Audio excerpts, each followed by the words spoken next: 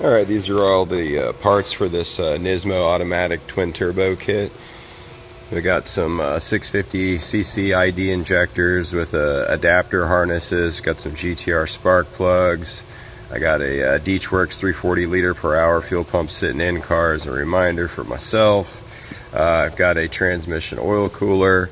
I got dual ball bearing 6758, Borg Warners, full charge pipes, coolant lines, oil lines, everything, adapter plates, boost control.